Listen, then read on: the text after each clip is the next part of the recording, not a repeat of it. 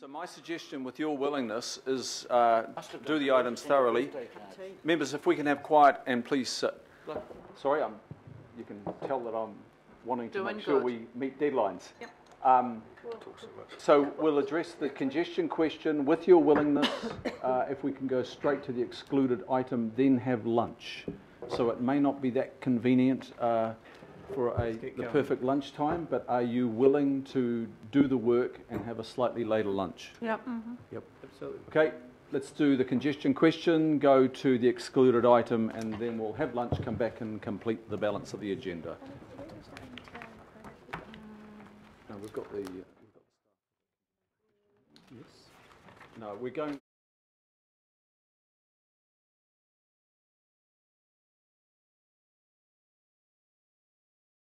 Infrastructure strategy. Please come up. Is that item 12? Yes, because it's not the name of the report. Yeah. Wow.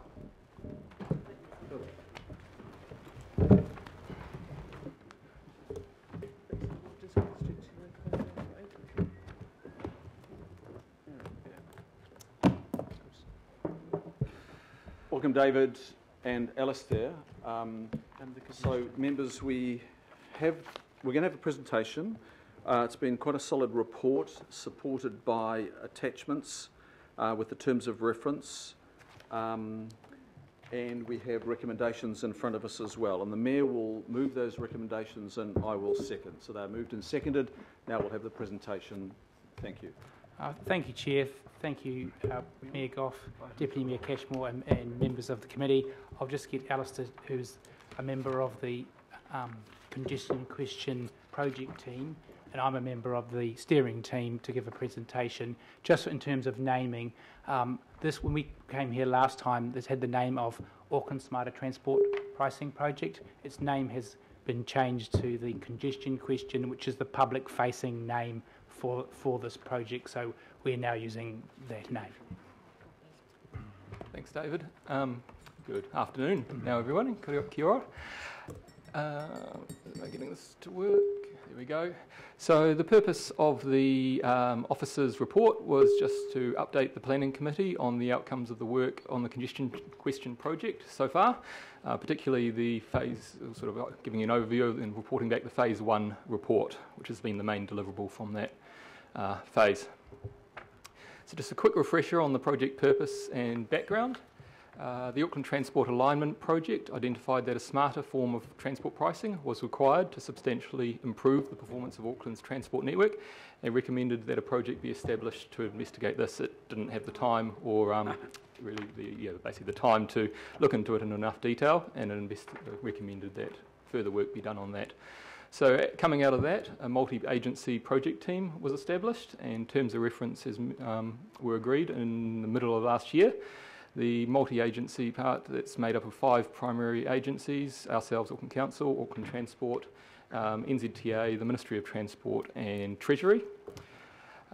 These terms of reference and the establishment of this project was reported to the Planning Committee in July last year, where the committee... Oh, sorry, that was very sensitive. Where am I going? There you go. To lead... Delegation was made to the Mayor and Deputy Mayor to lead Council's political input. So phase 1 primarily included preparation of baseline evidence. It's really sort of a case setting stage of the project. Also put together quite a detailed evaluation methodology, of which a high level sort of version is included in the report, and a communications and engagement plan. Phase 1 is now complete, and as a key milestone, it's being reported back to this committee. This was asked at the last time we appeared, but I'm pretty sure we probably would have been reporting it back anyway. So the Phase 1 report, this covers or summarises some of the more interesting and sort of the main points of the work done. So the challenges, sort of identifies the challenges Auckland's transport system faces over the next 30 years. Covers international evidence and the lessons to be learned from that. And, as I mentioned, provides a high-level evaluation framework and comms and engagement strategy. So what is the challenge? Basically, as previously identified in ATAP and plenty of other work, incorrect, I'm skipping ahead myself. Auckland's congestion has worsened over recent years, as I think most people could probably tell just by driving around and not just on days like today. And it is, as ATAP identified, likely to get worse or at absolute best stay the same. So even with the level of investment identified in the Auckland Transport Alignment Project, we will at best be treading water, and may actually, in some sort of metrics, be getting worse. And of course, not to labour the point, but that is a lot of money in ATAP, and we don't currently have all that funded, so that's even with that level of funding, not just what we currently are able to fund. And because of this, Aucklanders' access to jobs, education and other opportunities will become more difficult. These are just a couple of the measures, or sort of the things that we've identified through the modelling done to sort of set the scene. That by 2046, the proportion of car travel in severe congestion increases by almost a third in the morning and afternoon peaks, and by around 38% in the interpeak in between those two. Severe congestion on the freight network, which is of course always an important consideration, during both the morning peak and interpeak, will increase by around 50%. And the maps on the right aren't terribly clear, but hopefully you can make out that 2016 there is quite a bit of orange, red and black, and the red and black are the real interesting colours, and that's identifying the arterials and the motorway corridors where the average speed is no better than 50% of the signposted speed, so on most roads 25 or 30 kilometres per hour, depending on their speed limit. On motorways generally 40 or 50 kilometres per hour. And as you'll see in 2046, the amount of that just increases considerably. You're going all the way from the Bombay Hills pretty much up to where Penlink joins onto State Highway 1 in the north, by that stage when it's been built. Just continuous, pretty much red or black levels on the plan of congestion. So that's the current sort of situation and the forecasted situation in Auckland. What international lessons can be learned? There aren't a huge number of schemes overseas. We've looked at those, and we've also looked at the ones that have been unsuccessful, both why they weren't implemented, but also the process that they put in place to develop a scheme that then maybe didn't get the public acceptance. And while there are many lessons to be learned, it's also important to, I think, highlight this couple of sentences or couple of paragraphs, that no new world city with dispersed trip patterns and relatively low density of housing has yet introduced congestion pricing. The widespread nature of Auckland's congestion means that schemes that have worked well elsewhere may not be effective in improving congestion across Auckland. Auckland's geography, urban form, trip patterns and governance require bespoke policies, public involvement, design and delivery that build incrementally to address the most widely acknowledged challenges. And I'd just like sort of to highlight that because I'm aware, many people will be concerned that we are proceeding gung-ho. We do have an objective to try and see if this will work, but we are also aware of all of the challenges that we will have to both identify, or will no doubt will identify, and hopefully have to try and identify ways of overcoming those. So what are the specific lessons? There's grouped in the report and in this presentation into three sort of areas. You've got your policy lessons. So the first one, and a really important one, is to establish clear objectives. We've already had that done for us in our terms of reference, which states that the objective is to improve the performance of Auckland's transport network, in particular through improved congestion results. And that's not to generate revenue. That may be a side effect of this, but we are not looking to generate as much revenue as possible. We're also not focusing on environmental or other potential safety improvements. Those may once again hopefully be a beneficial side effect of this project, but they are not the primary objective. Other places, London is looking at rolling out a new additional congestion charge which is focused on environmental outcomes. We're not doing that. We are focused on the transport network and improving the operation of that in this project. Lead with policy, not technology.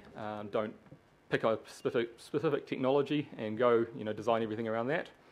Lead, decide what you want to get that objective and look for technology that supports you in that. Ensure clarity on how revenue will be used. As mentioned, we will be generating some form of revenue.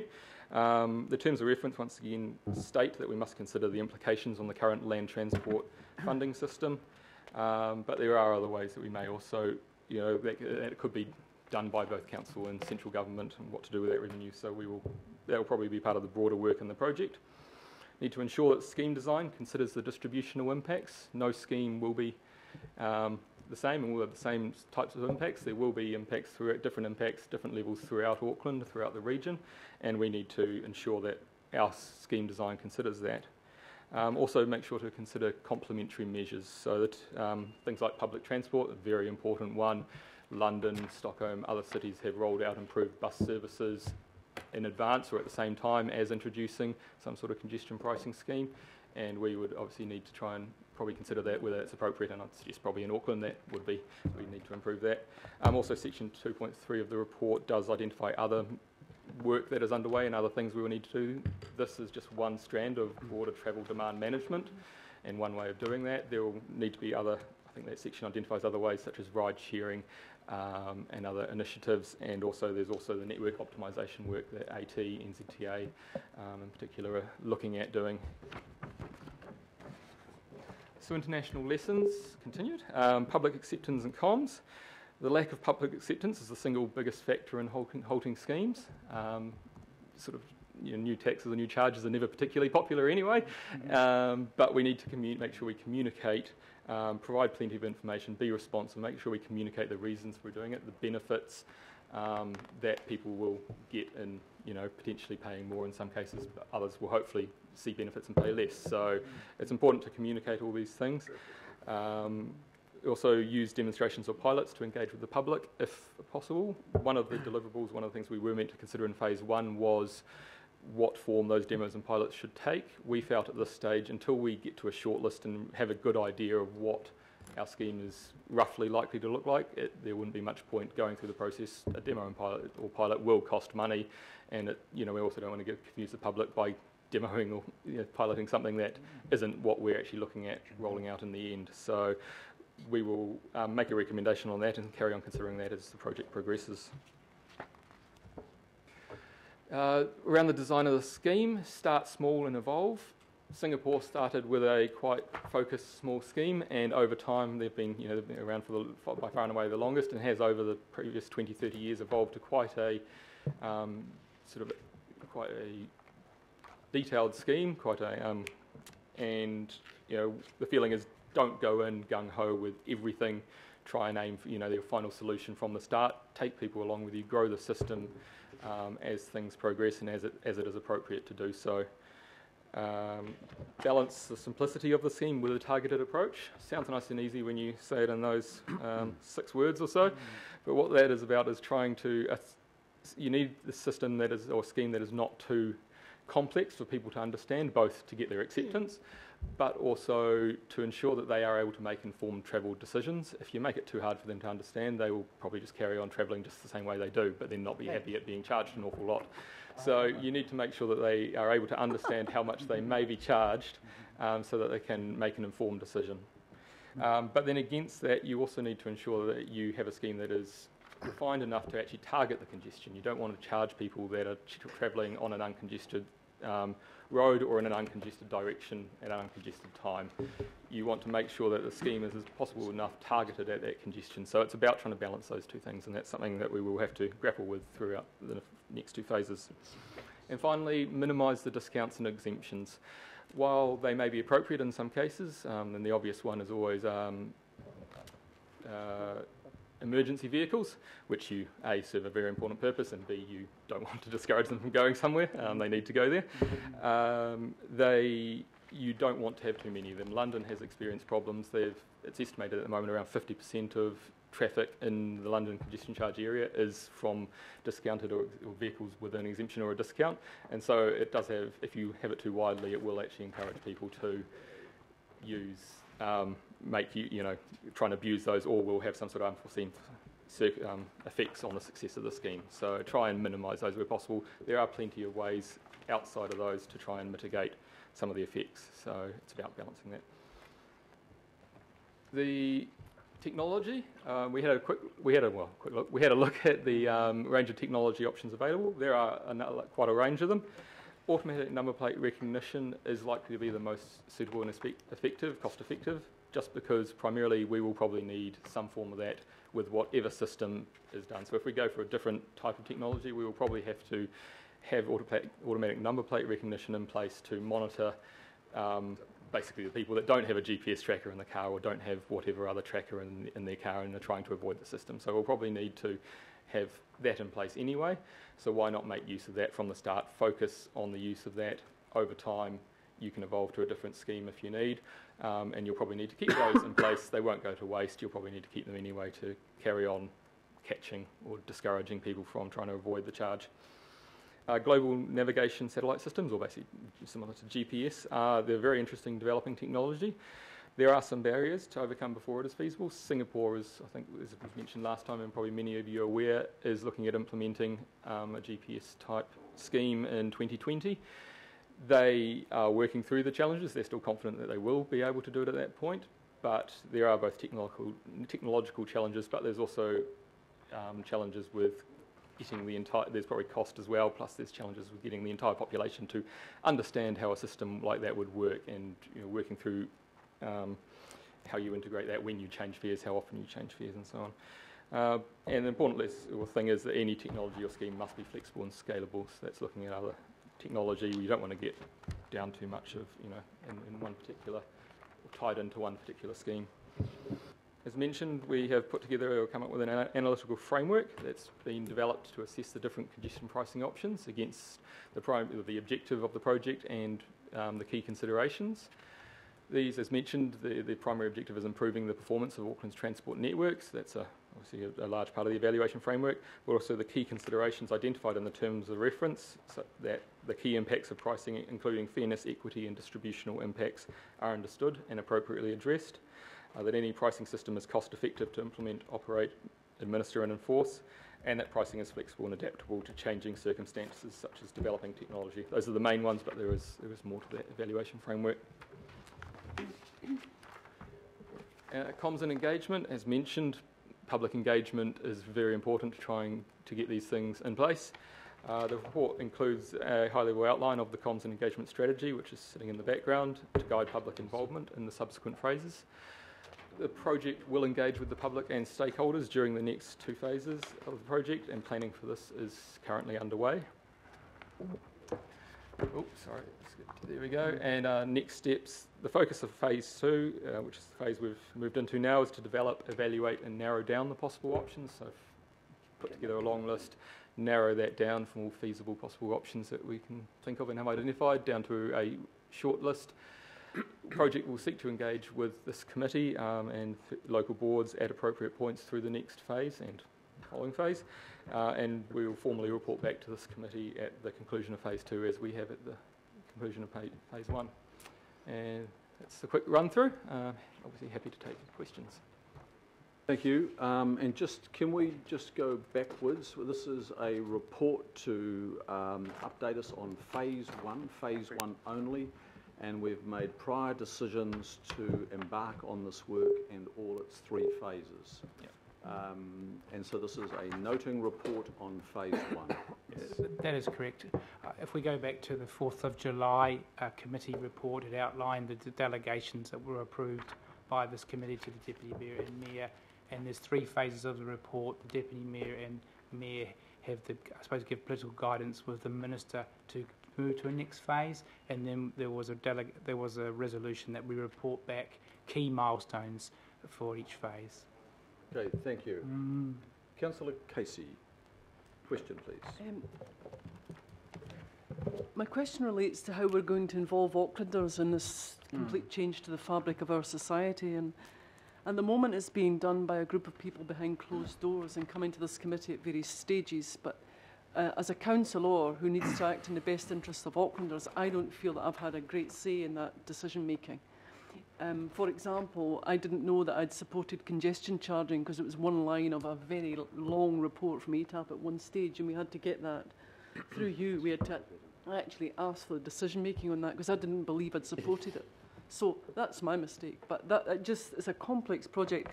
So we had a mayor, the last mayor wanted a referendum on road pricing, and I'm calling it road pricing. You can call it what you like, but road pricing, tolling is what it's always been. It means people pay to go on roads, quite apart from your petrol you've already paid for. So you didn't mention the word diverse or diversity. In the report it does. It says that we need to talk to a diverse range of Aucklanders. We need to, and I'll quote, what's on one of these pages? There's about 5 mentions here. So that my questions relate to all of that. It's woolly, and what you'll say is we haven't really got to the nub of it yet. But it's actually the nub of what I, as a councillor, does. It's about talking to Aucklanders, and I have no idea what you mean by a stakeholder group, and I have no idea how you're going to speak directly to Aucklanders, because it just mentions a website here. We've just been through how we're going to consult over the long-term plan and the Auckland plan, and made sure that it's in every letterbox and people have access to the information and so on. And that's a really convoluted process. So talk to me some more right now about how we as a council, not ATAP, but we as a council, are going to ask Aucklanders whether they want this. Thank you, Councillor. I think the first thing to note is all the international studies show that public engagement is a very important part of these type of processes. And I suppose in terms of this project, that has been understood. What we're, I suppose, doing at the moment is trying to understand what that means in terms of the project and when and where. So we do have a comms and engagement team that are thinking about that. It is, in effect, it's really when would we have enough, I suppose, to have a proper dialogue with people of Auckland, which would be informed enough to be, I suppose, meaningful. At the moment, we are still working towards, I suppose, an option list. So going out at the moment, for example, to have a more broader talk about those would be a bit speculative. So my anticipation is that once we get closer to the option list, then we'll be looking for that more significant engagement. And that would be done in a variety of forms, and it would be very important. I suppose the other thing to be aware of at the moment, in terms of the first half of this year, is there's significant amount of consultation going on, and there's a significant amount of consultation going on, I suppose, a type of revenue collection tool for transport which has a different policy purpose. So it would be important not to get those two processes, I suppose, mixed up.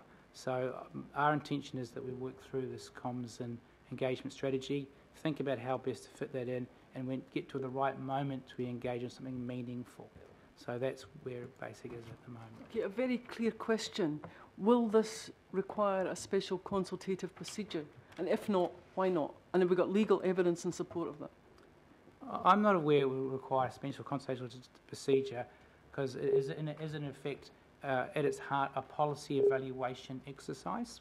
At the end of this process, when it comes to stage 3, we will recommend in the first instance whether any of these type of options, and we are looking broader than just straight congestion charging. We are looking at a whole range of options, because you may need a package of them.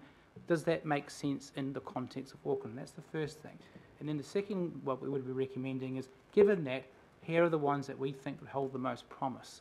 So at that time, I suppose through the governance group, through the Minister and the Mayor, and ultimately this committee, it would be your decision whether we actually would go ahead to have a look at this in more detail. And in effect, would you be wanting to enact legislative change to make this happen? Because at the moment we cannot apply any scheme or any type of pricing for this without legislative change. So in effect, it's not the ultimate aim of this project isn't to implement a scheme as such. And we recommend that for the further work and the legislative required to make one happen. Now, as you went into that process, then you're moving into a far more detailed process in terms of things like significant policy, but also, most importantly, legislative policy. So, in effect, that's the way this project would work. Last question. In your report, you say that road tolling has never worked in New Zealand, and you're warning against it, but it's still on the table, isn't it? It's one of your tools that you're still looking at. I'm not 100%. Yeah, sorry, can you point us to this particular quote? Or because I suppose just to clarify, in fact, 152. Maybe I misread it. I was paraphrasing. Because just to be clear, we do have forms of road tolling already. I mean, if you go to the Northern Expressway, of course, that is a road toll. It's not done in effect for congestion pricing or managing to pricing for the demand management. Just to jump in there, David, I don't think anything on nothing in this report is really about road tolling as such, as we possibly transport wonks think of it technically. Council government has looked at road pricing before and never been able to come up with a scheme at that time that could alleviate those concerns, sort of the issues, and appropriately address congestion.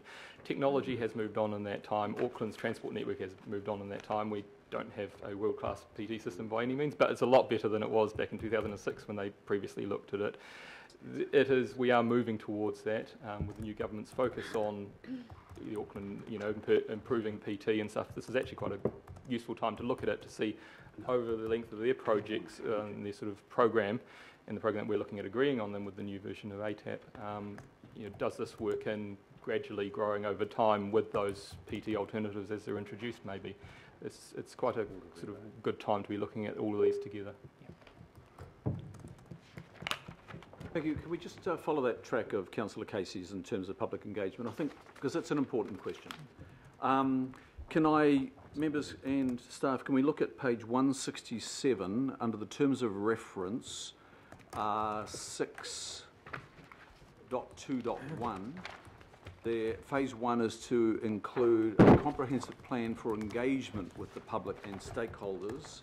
And then if you go back a page at 5.5, I think it's 5.55, preparation of, and this is also in phase 1, comprehensive public and stakeholder communications and management plan, which is a little bit different to engagement. And so my question is, if we go to page now 158 and 159, are you saying that that section is satisfying the demands of the phase 1 requirements on engagement? And if I look at communication engagement strategy, it appears to be on its way, and one of the objectives is the Auckland public has opportunities to inform the course of this project. Can you just take us through terms of reference translating into the work that has been done to reflect the terms of reference, which are pretty clear for phase 1, which I'm suggesting, but maybe there's more to come, is delivered through section 4.1. Just quickly first, the report does not contain the entire comms and engagement strategy. Those 2 pages are not that. That sits behind. This report is meant to be sort of a more public-facing document summarising all the work we've done. We have probably spent a bit more time painting the picture and focusing on international lessons because that is more interesting to the public. But we do have a comms and engagement strategy sitting behind that. There was a specific comms and engagement work stream that has members of all the different organisations, from the comms teams of all the different organisations on it, and they are refining that basically as we go on. So the idea is that as we get more information, we will engage more with the public. At this stage, it is quite a high level sort of base setting. Many of the people will want to know, if we go out, they'll say, well, how does that affect me?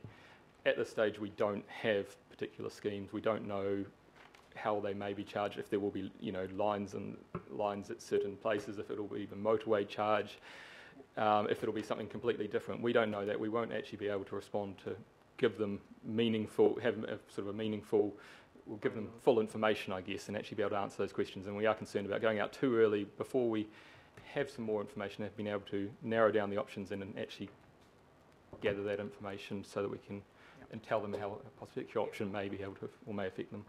Just to reinforce that, I suppose the key learning from the overseas studies is that I suppose public acceptability and the understanding and support of public on any option is crucial for the success of the option.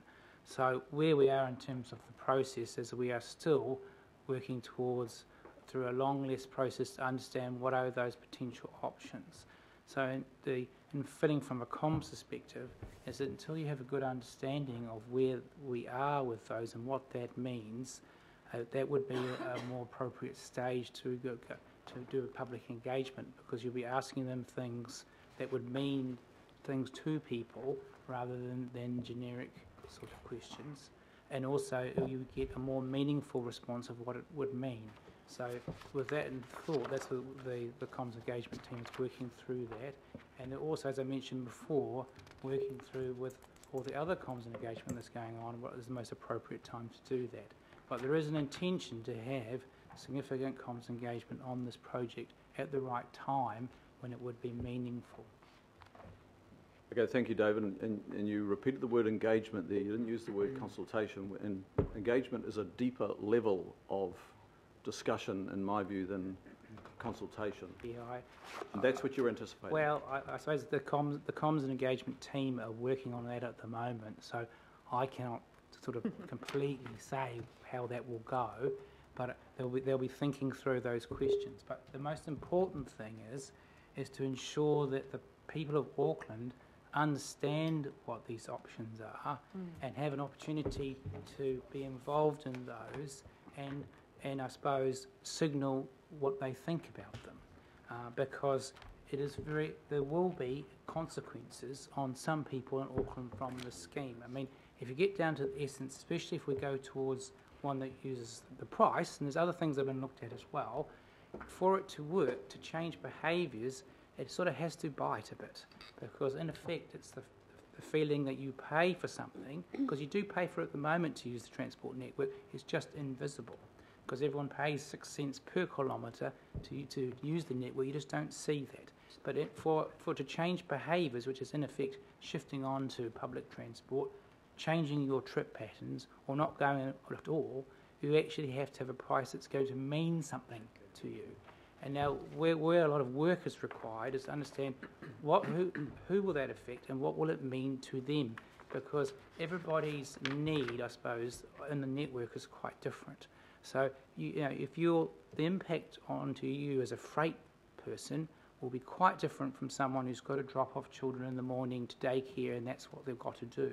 So a lot of this project is trying to understand more of this first, so we can, I suppose, put options out there that we understand or we think we do, so we engage on something that's meaningful.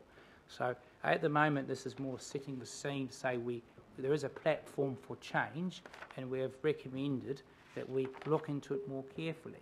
However, I think it's important that we do good work before we go out there and seek feedback, because there'll be a lot of confusion about what we are seeking. So what the comms and engagement team are thinking about is what is the right time to do that, given all the other things that are going on, and how will we get the most meaningful feedback from people on this? Because ultimately, when it comes to the end of this project, how it's gone out there will be a key factor, I suppose, in any decision making.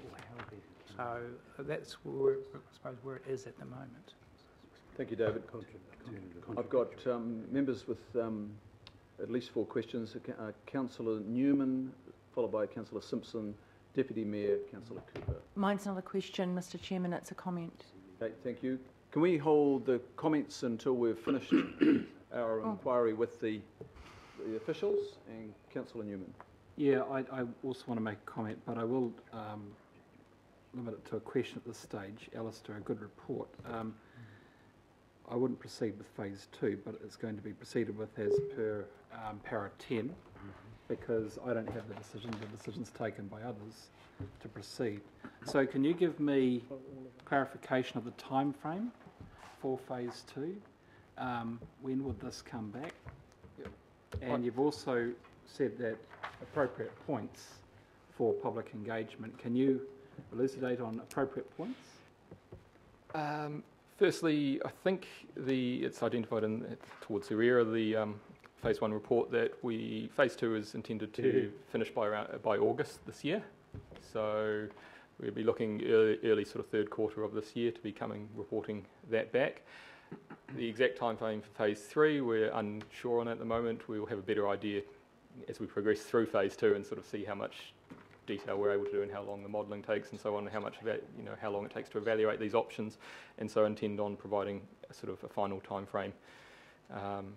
Then it is intended to be within the next year and a half that phase 3 would come back. So sort of by I think, or by the end of next year at the very latest, that would be the outside of this whole project. And how how we will engage through phase 2. Sorry? Well, it says, in terms of the time frame, you've got by the end of August, and then with respect to, you've referred to appropriate points for community engagement. If it's by the end of August and we've got appropriate points, that seems to me to be a pretty narrow time frame, as to how the public inputs onto what is quite a totemic policy debate. Either the time frame is too tight or the engagement looks suspiciously narrow. Maybe I'll comment on that. I mean, if we go back to the essence of what Phase 2 is trying to do, it's basically taking a very broad net, looking at the potential options to address this congestion issue. And then it's trying to work through a technical evaluation of what sort of solutions could be put forward for that, and understanding through the evaluation framework the key outcomes and trade-offs of that. It may be the case that when we start to report back on what we're finding on that, that becomes a determination of when's a good time for public engagement. Overseas, there's a lot of evidence to show that you wish to engage on a smaller number of well understood, I suppose, responses to these sort of problems. So you may find, and this I suppose what the comms and engagement people are thinking about, it would be better to go through your analysis, get down to your smaller group of things that make sense and understand them, and then you start to have your engagement. So in effect, you could be thinking that you may have your more significant engagement later in the year or longer after that. But it's really about getting understanding and a comfort, I suppose, not just within council, but within the wider partners about whether or not those options are feeling, they're the right thing to be talking with Auckland about. So that is the essence of the Phase 2 process, is to get down to a smaller number of options that show real promise. So that is the thinking with the comms and engagement are working through, is when is the best time to sort of allow that process to really get into gear. Comment to follow. Thank you. Councillor Simpson. Thank you, Mr. Chair. And I do note the report is on Phase 1, so my question is really on that, and then a secondary question on ready for Stage 2. So congestion is about having potentially too many people on our roads and trying to fix that, right? I just wondered in your Phase 1 whether you had looked at potentially engaging with stakeholders so that everyone didn't have to be on the road at the same time. Look, I'm no expert in this field, but there is no doubt that when university is on holiday and schools are on holiday, we experience a different congestion on our roads as we do when university and schools are operating. Now, the same is with the start times. We have a city here where, to a lot of a degree, people start at 9 or 8:30 or whatever. Has there been any investigation as part of Stage 1 whether we could work with industry and business to actually try and move the start times of certain groups in industry to stagger people movement to assist with congestion without doing anything that involves a cost? That's my first question, and while you're thinking of that, I'll give you my second, and that is my trouble with your report, because it highlights 6 points for Stage 2, is that this is all supposed to be concluded by August this year, and you've got things like piloting a congestion congestion solution. How are you going to do that, to pilot and complete in a community or on a motorway or whatever, without causing quite a lot of grief in what was it, 4 months? Where are we? February, March, April, May, June, July, August, 6 months. Okay, perhaps I'll start with the second question and work back. The first thing is it's the completion of Phase 2 by August, and then there is another phase after that. So that's the first thing. Yeah, when the original terms of reference, we were to investigate pilots and demonstrations. It wasn't actually to do any. It says any demonstrations and pilots as appropriate, Stage 2. Yes, that's correct. Yes, that's right. But I suppose what we have said as a part of the Phase 1 report is at this stage, we were not intending to take pilots and demonstrations until we understand what benefit they would have to any further evaluation. So Stage 2 won't include that? No. So in effect, if in Stage 2 there was a short list of options that where a pilot or demonstration could potentially help, I suppose, the final decision, that could be considered. But that is, at the moment, that we have not recommended any pilots or demonstrations, because I suppose the the essence of why we have recommended that was, in effect, you've got to be, you have to sort of, you want to do these things to test something, to find something out. So, in effect, you actually have to understand what you're trying to test. So, I mean, in effect, I think there was some thought when the terms of reference was put together. If, could you, for example, test tolling or change of the tariff on the northwestern motorway? For example, that actually turned out to be, the northern motorway. It would be a bit harder to do because you had to have legislative change. But also there was a little feeling, well, what would they actually tell you? So I think what we have landed is that any pilot or demonstration would have to have a demonstrable goal to help the ultimate evaluation rather than something done for its own means. So at the moment we do not have any anticipated pilots or demonstrations at this stage. And my first question, which probably was... Yes, okay. In terms of the first question, well, I suppose the first thing to realise, I suppose, is that we are looking very broadly at a whole range of different options, but also this is one part of the ATAP process. So in terms of, I suppose, working with stakeholders to improve, I suppose, the efficiency of the network, that's already going on through AT now.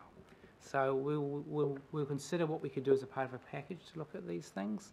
However, just want to recognise it is a big part of AT's current work is to try to work with others to change their trip patterns. I know, for example, there's been a number of discussions with the Naval Dockyard in Devonport, perhaps not as successful as AT would like to have, but it's an ongoing program of trying to stagger businesses' trip patterns. Thank you. Deputy Mayor. Thanks, Mr. Chair, and thank you, gentlemen, and the team that's surrounding you for the work that's done here. This is not easy.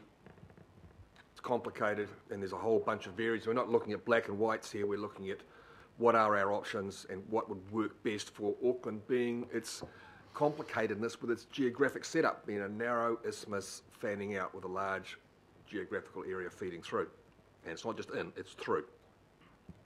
My question was, you had that map up there showing the congestion up to 2048 with an awful lot of black and red, which would basically mean gridlock 18 hours a day virtually. How often is that data updated given the fact that we're seeing quite a bit more congestion right now as compared to 6 months ago or a year ago? So is that updated regularly? It is updated reasonably regularly, and that was part of the information that we used for this report, was updated from what had been used for ATAP. It was more up to, as mentioned, the previous 3 years, congestion with population growth and everything else going on, congestion had gotten a lot worse than even ATAP sort of, said or was expecting within those few short years. And so it sort of set the baseline, sort of, if you use that, the quite a bit higher. We haven't I don't know if it's been updated in the previous 6 months. That would be something for AT and the Joint Forecast Centre. But I do know that for this report we used the most up-to-date at that time that Auckland Transport and NZTA could provide. My final question, Mr. Chair, is probably going to be a difficult one for you guys to answer, and that is the alignment between the work that this council's doing and MOT, NZTA and Treasury. Are you feeling confident that there's a good understanding of the Auckland issues in Wellington and a good breadth of understanding around the work that you're trying to achieve with them there? Yeah.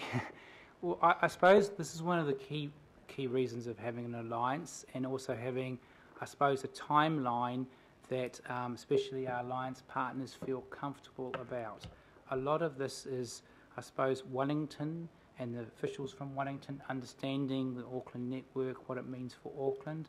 So a lot of this is about progressing at a pace that they feel a level of comfort and these understanding. And it's true to say that, this is, as terms of a project, this is new not just for, the officials from government. We're learning as well. So what's important here is that we progress and understand these issues so they feel comfortable and understand, I suppose, what's a good solution for Auckland. So I think what I'm trying to highlight here is one of the most important parts of this project is taking the partners along on a journey to understand, so they feel comfort and assurance that any option makes sense, sort of thing. And I know there's been some criticism in the, I suppose, the bloggers and the press, can we go faster, sort of thing. A lot of this is, we'll remember about going along as an alliance to get to that ultimate place where people feel comfortable. So I think, just commenting on the team itself, I think there's a very good team. We've got it was chaired very ably by the new Minister of Transport Director Karen Lyons, who used to work in council, so she's got a very good understanding of how council works. She's come from a local board environment, so she's got a very good understanding of how Auckland works. So I think with her at the helm, I think we will move at a pace that will get a good understanding of Auckland for Wellington. Well answered. Thank you. Thank you. Member Hinare. You talk about the phase 2 and phase 3 period, and in the Māori impact statement, you don't really quite, you haven't figured out the consultation, how you're going to go about it. It's just there's nothing there. So I mean, I suppose it's not a dig at the moment. Hopefully, in the future, or the next piece of paper that we see, that there's a sort of like a comprehensive plan about who Mātāwaka and who Mana Whenua and how it's going to work out. Oh, yeah, very much noted and recognised. Thank you. Thank you. Mayor Goff.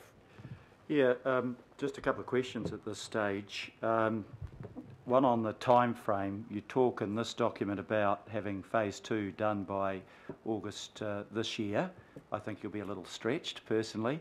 And you talk about maybe having completed stage 3 by November, December next year. But actually, if we look realistically at this, from where we are now to actually getting to something that is implementation ready, we're not talking about months, are we? We're talking about years.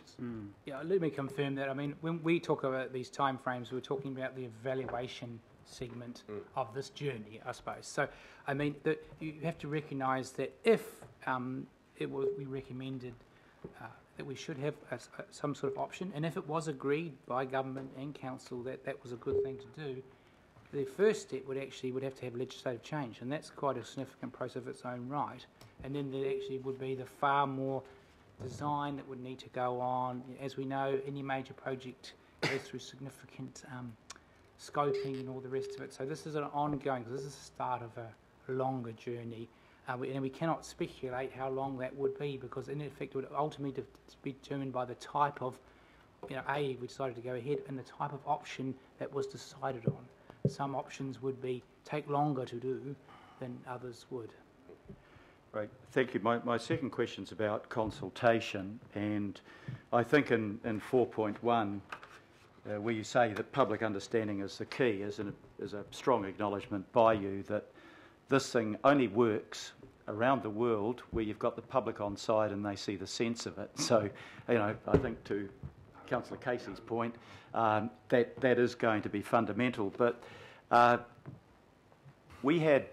council had under its previous regime an advisory group, which I thought was independent advisory group, which covered everything from the Automobile Association to the Campaign for Better Transport and Business Forum and Child Poverty Action Group, etc. Is it your intention to establish a group of this nature through phase 2? Well, again, I can pass that back to the Commons Engagement Group. There has been intentions to have a reference group which they are thinking about. I suppose if we use the ATAP 2.0 as a model of what government's comfort is, that is definitely the sort of groups that they're trying to engage through that process. So I imagine if we have a reference group, it would be a broader group like that. So I think that would really help. Having the breadth that group representative, all groups represented, and input. My last question is really how much focus you're giving to network optimisation, which is a jargon term, but how do we make more out of our existing networks? We know that one of the problems on our motorways, we see it every day, is that 90% of your cars have got one person in it. And if you could get 3 people in it, without any extra investment in infrastructure, you could make a massive difference. To what extent are you focusing on things like, it might be in conjunction with tolls, but encouraging car sharing through both promotion of apps, but also having a kind of a T3 free network if you were tolling something like the motorway. How much of your thinking is around that particular area? Because that would seem to make a lot of sense. Thank you for that. I suppose in terms of the evaluation, we are looking broadly, and we are looking at, I suppose things that could be perhaps as a package or an addition with some sort of pricing, so that has been looked at.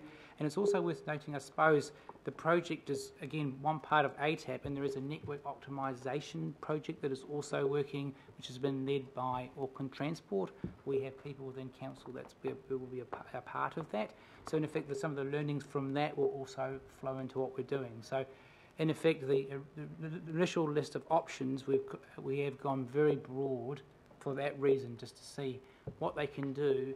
And I suppose, because in my mind anyway, it maybe when we get to a set of more narrow options, you might have a sort of a package of things around a central option. So you may have more of that, but to make sense in the area that you're trying to affect, sort of thing. So they are being looked at.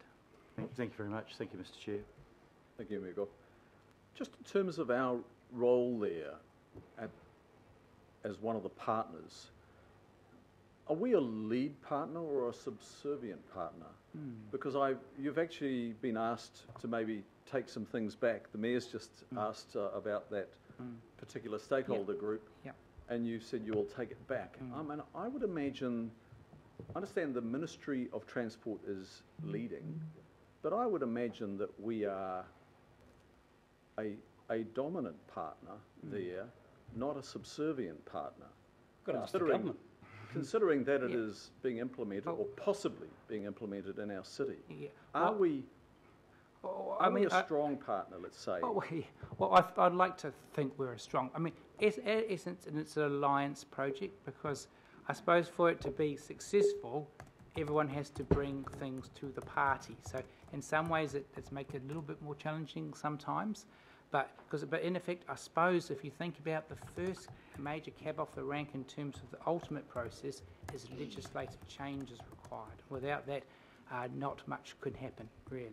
So I suppose in terms of how it works in practice, as you've seen in terms of reference, there is the political decision makers who we have a governance group of all the CEs, and we have a group that's chaired by Karen Lyons. So in effect, what we do is we, like things like this, we discuss them, and I think there is a understanding among those is that what we want is the best for Auckland. So we're trying to work to something that is the best option for Auckland. So, but it's not like one party can dictate to another party, this is the way we'll do it.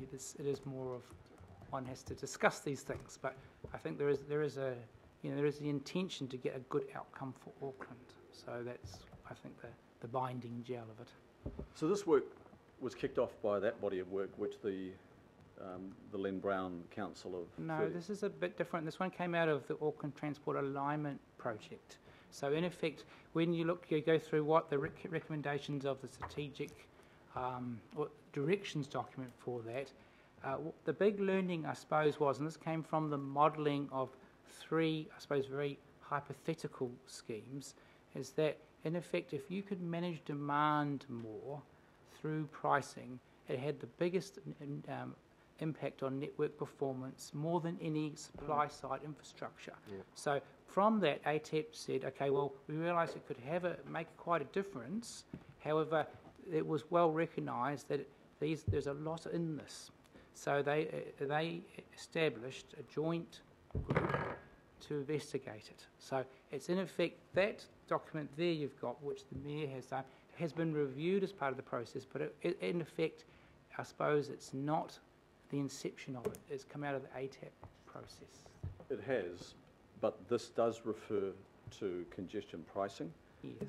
And I'm just saying this was the gestation of the work that we're now at. That was delivered 14, I think, 14 from memory, and we're now 18. That's right. That document said we needed to do something by 2021. Oh, yes. We're not going to do that. We're not going to deliver that. So I guess my question that I'm leading to here is the ministry did not participate at that stage, correct? Or they were observers, Yeah, I'm I sorry, think. I have to go back to that. I actually wasn't involved in that process personally. So, yeah. I think they were observers, which is, I'm sort of in the room but don't really want to be here. And my concern now is that it's with the ministry as the lead agency and the other partner agencies, and how we have lost a lot of that memory from the people that were involved in, and the Mayor just referred to the stakeholders that were involved with, I think it was called the CBG. That's right. And that Census included Poverty Building Group. Action, it included unions, it included economists, quite a range of people.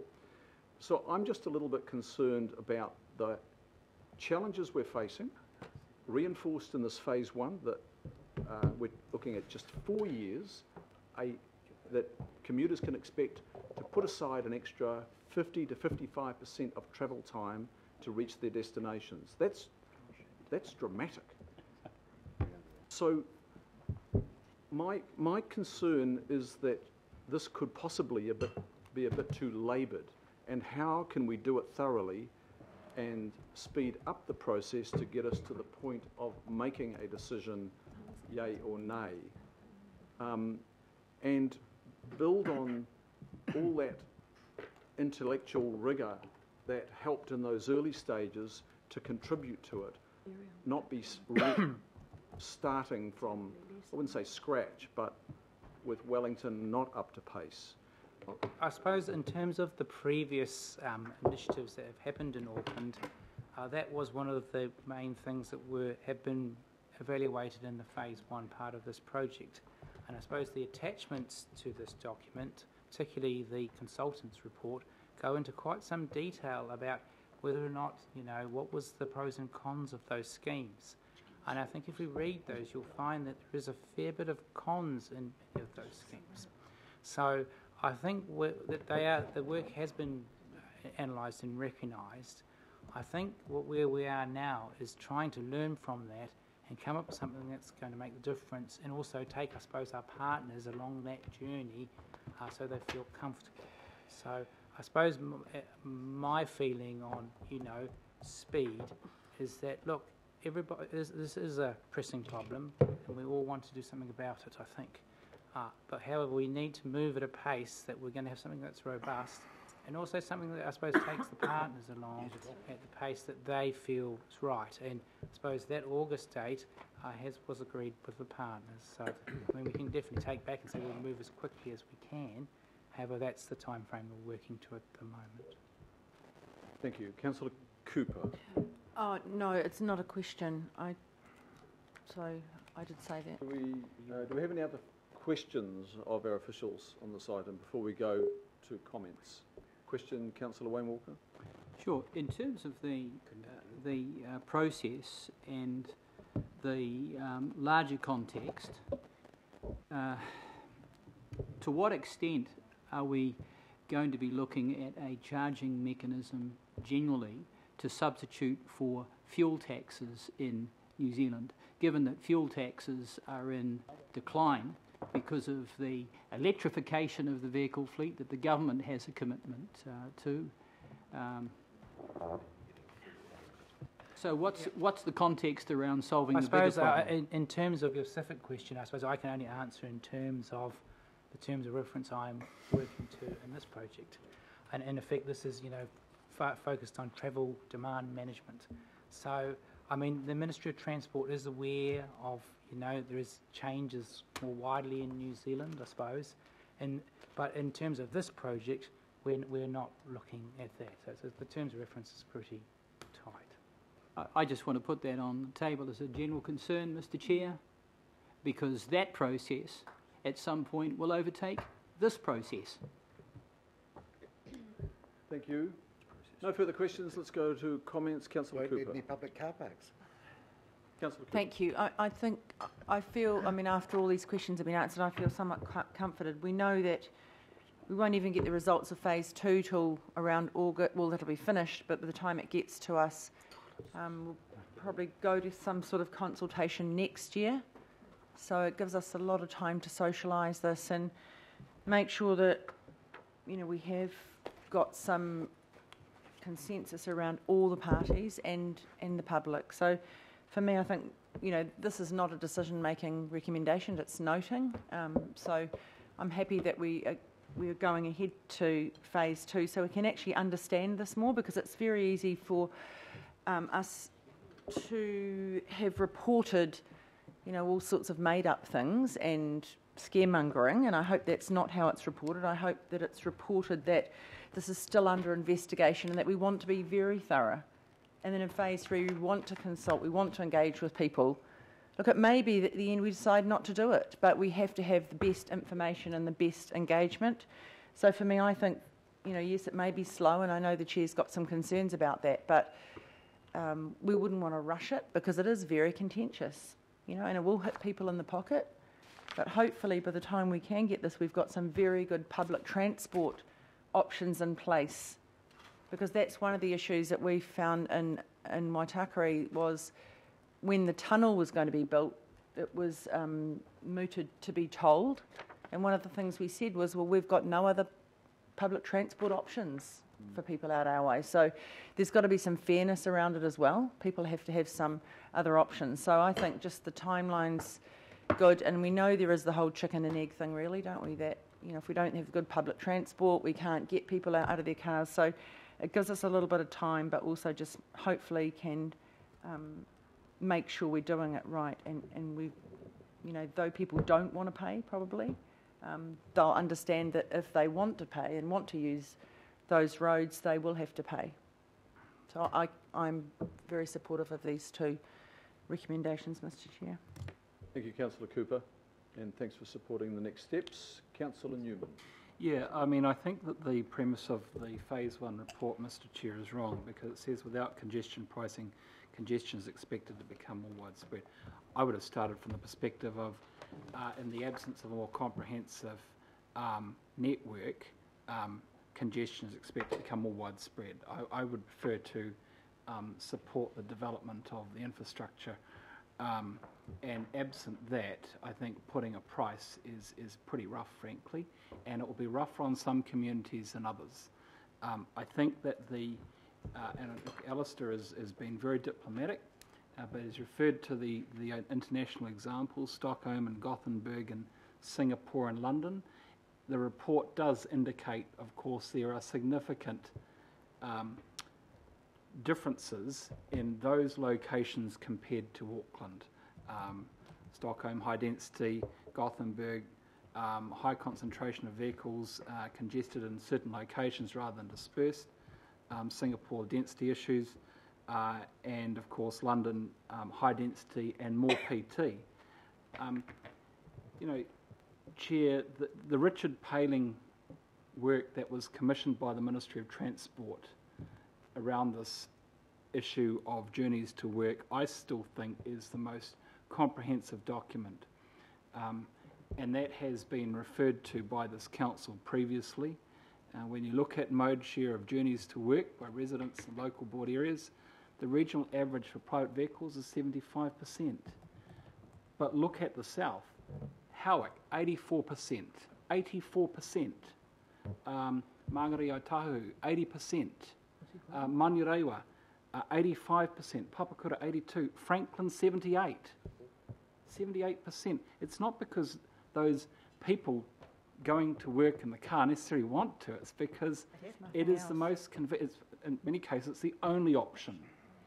And absent another option, I have a real concern about the idea of pricing behaviour. Pricing behaviour without an alternate is not fair, and I don't believe it will be supported.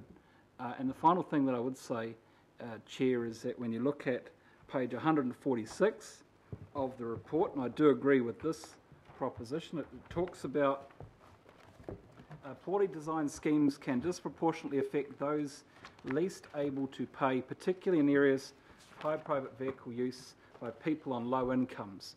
Well, actually that's in the south, once again. Look, I agree with Mr Hawkey. The best way to apply this scheme would to ensure that the cost is widely spread with limited exemptions. If that is to be the case, I can guarantee that the scheme will disproportionately affect those people in our community who can least afford to pay, and we're already having some of those discussions with respect to the fuel tax. So the recommendations there, Mr. Chair, are not recommendations to approve, because that's obviously already happening, but I want to reflect my concern moving forward about where this project is going and how it disproportionately affects people in Auckland who don't have choice. Thank you. Councillor Wayne Walker. Yeah, the other question I've got, and again it may be self-evident from the limited parameters of this study, is the context around T2 and T3 lanes and parking as forms of congestion charging. The rationale around that is the most significant charge that people suffer when they're driving is actually their time delay.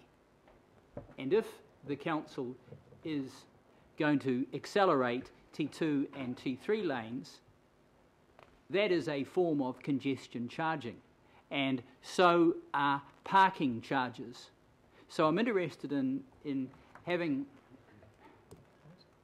some insight into whether or not the whole context is being discussed and covered, because we need funding for T2 and T3 lanes. And if you have enough of them, that encourages a significant shift in travel demand. And people will make the choice because of the real cost, which is time. So an answer to that? Yeah, we can confirm the long list does have such options for evaluation. Say again? The long list does include such options for evaluation. We'll be facing that decision also with the LTP, where most of the budget is transport related. So look forward to your support on that budget. Always. Members, any other views on this, Mr. Mayor? Careful. Yeah. Thank you very much, Mr. Chairman. Look, we're quite a long way away from making a decision on this. This is part of a process, in the early part of a process.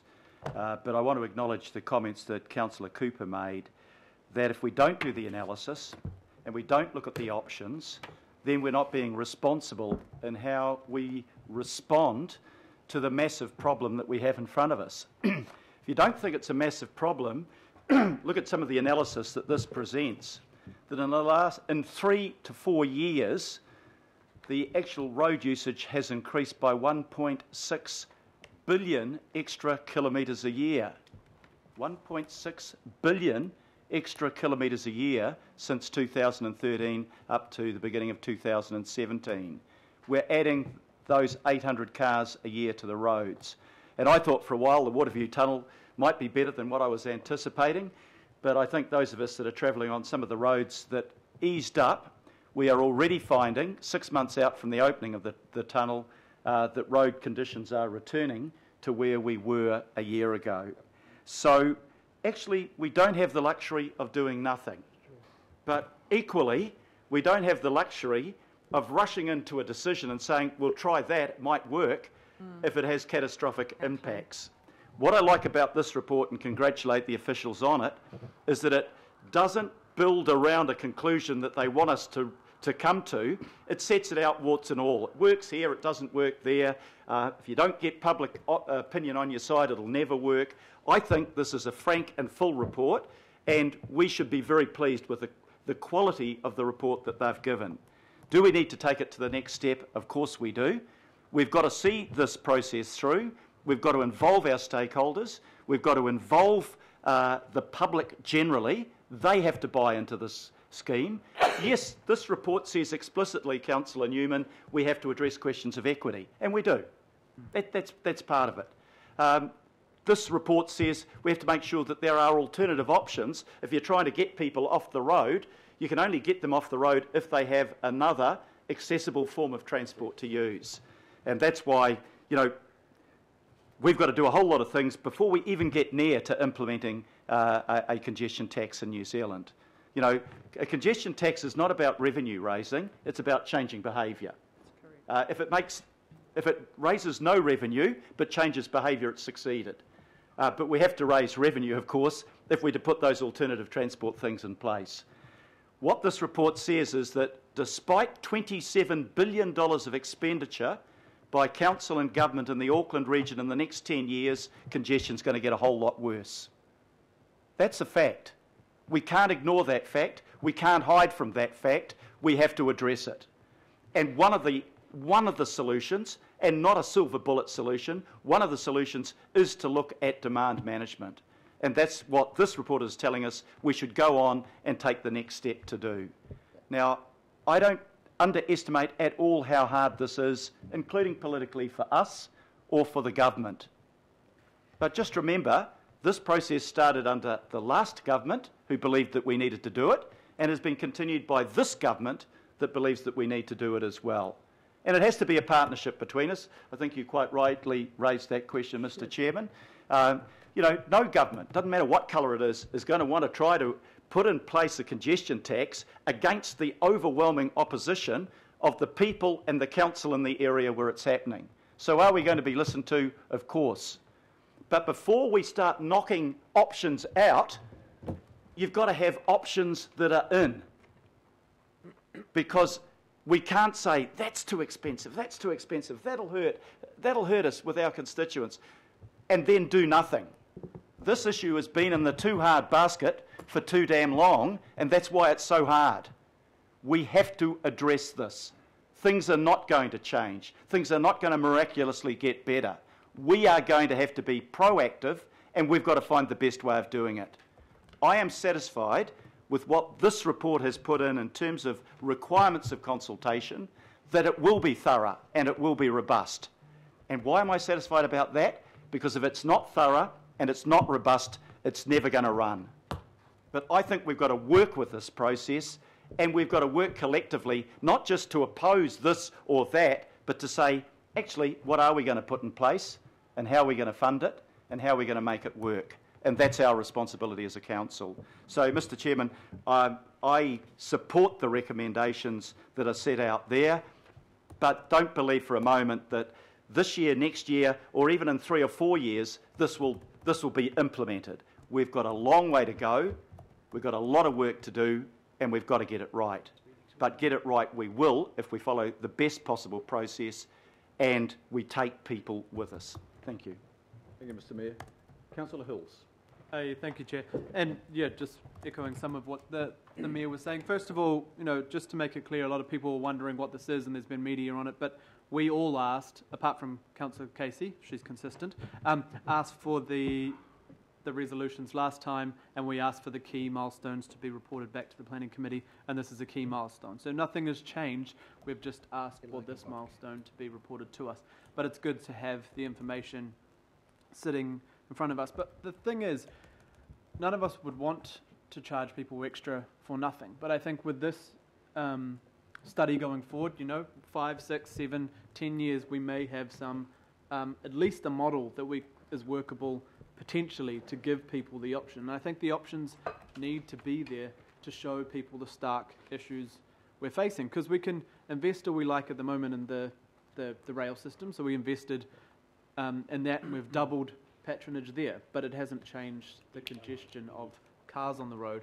We've increased public transport trips in 6 or 7 years from 57 million to 90 million trips a year, but that's great, but we haven't changed the cars being congested on our roads. So sooner or later, this type of thing weighed up next to why we're investing in light rail, city rail link, maybe rail to the shore, the cycleways, all these other things. People have to sit there and look and go, okay, this is why we're doing it. Otherwise, if we don't escalate or elevate those projects, then we are going to have a look at some sort of congestion pricing to do that. The other thing is, what is the cost of not doing this? It was like the conversations, you know, 5 or 6 years ago when there was a lot of angst about the city rail link. There was not much discussion about the cost of not doing that project. So we could talk about the cost of doing something, or the cost of a charge or a petrol tax or other things, but what is the cost of sitting for another 4 hours in traffic a day? What is the cost to having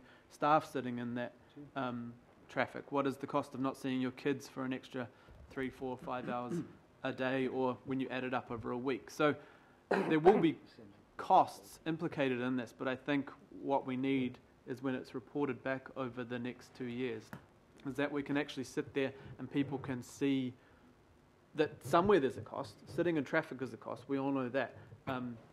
But what does it mean if we add a cost to reduce costs other ways? And of course, I will not support anything unless there is extremes amount of public consultation. We get people on board and they understand what's going on. But I think the main question, the front pages of the paper, the news every night is congestion. It's people standing on motorway overbridges with a microphone with cars gridlocked behind them. It's never going to change unless we change something. And there's only a certain amount of things we can do investment-wise.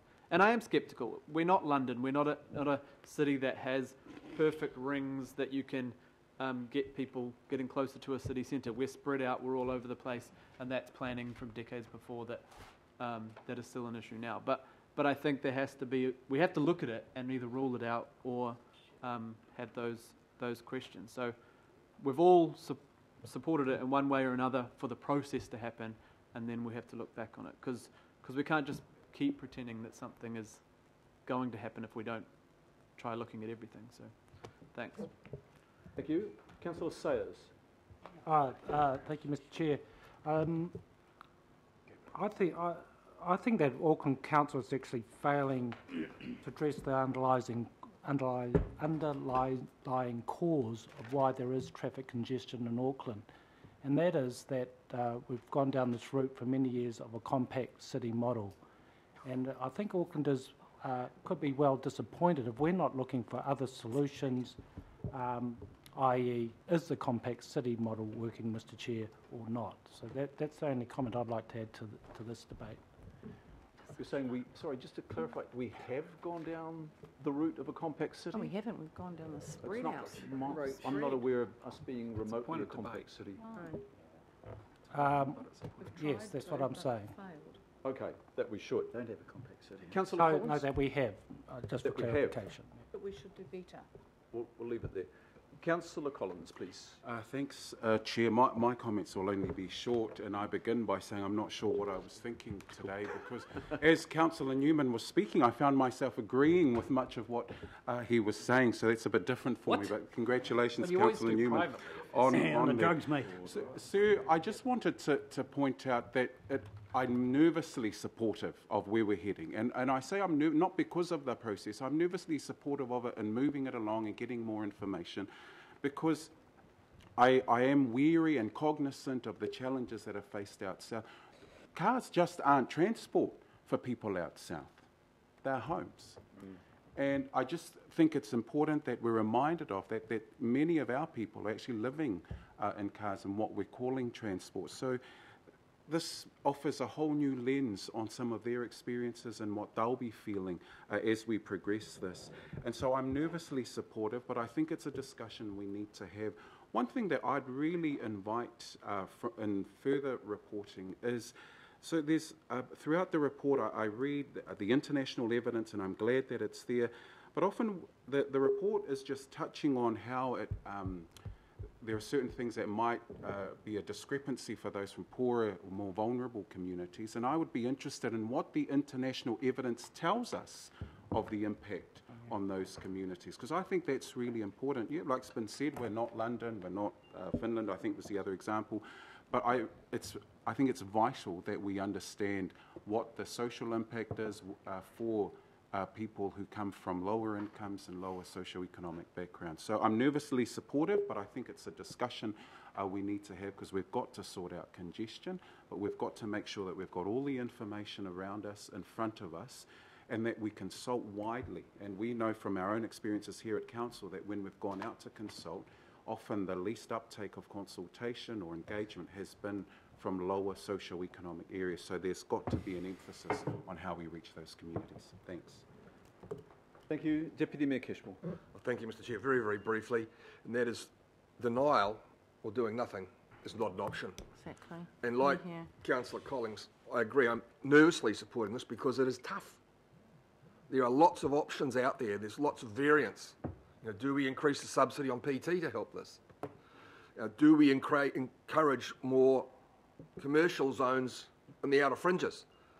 But unlike Councillor Sayers, I question whether we spread from Whangarei to Hamilton and beyond. because that would only exacerbate a difficult problem. We do know congestion is going to get worse, and we do know about the cost of congestion has on our economy. And if we want to help the lower socio-economic brackets in the city, whether out west or down south, decongesting our transport network is an economic enabler, and that's equally as important as times of travel.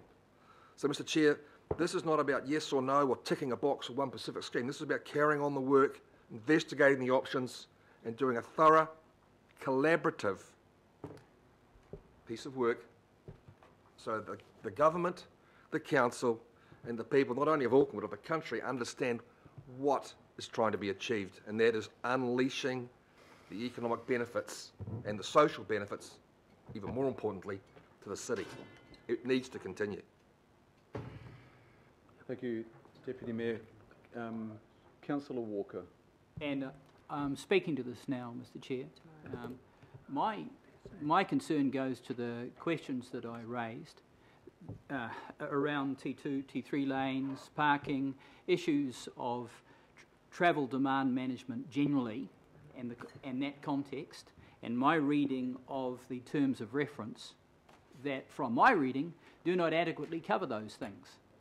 So I have a real concern about this issue, Mr Chair, because my personal view is that we need to be addressing those things which are some of the most successful ways of dealing with travel demand management and congestion than simply pricing mechanisms.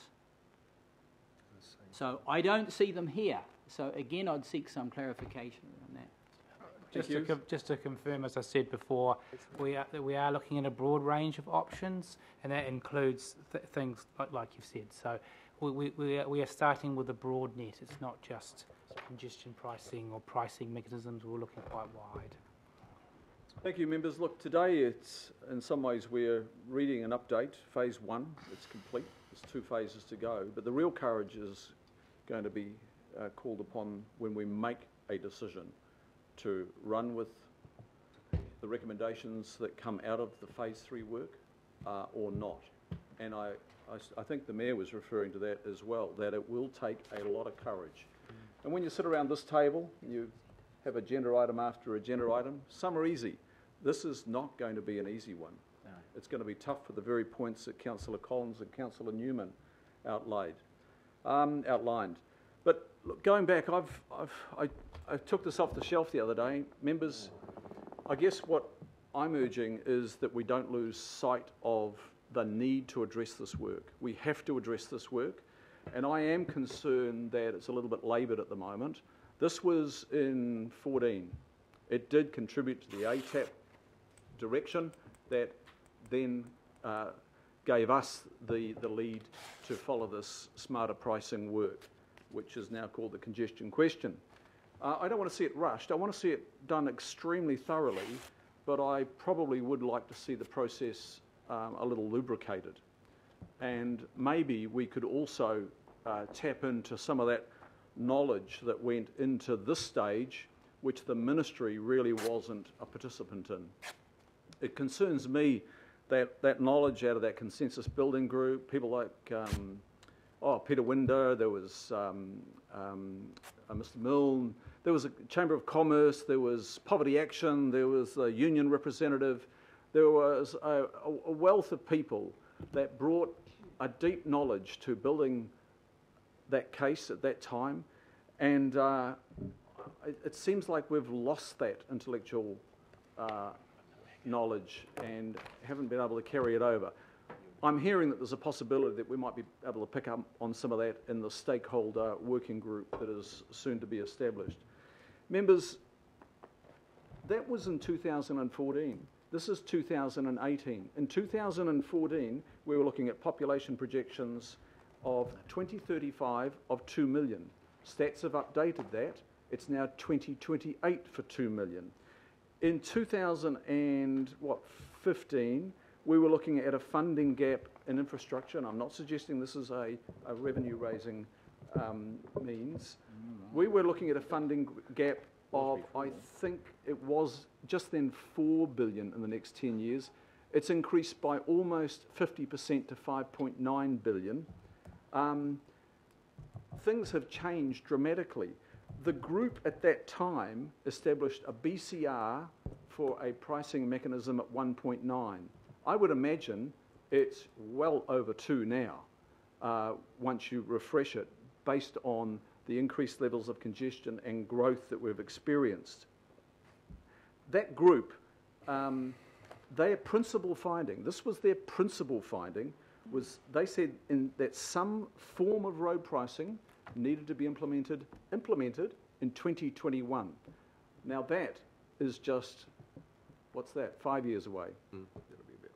So here we are with no sight of implementation of any solution other than more infrastructure build in 2021.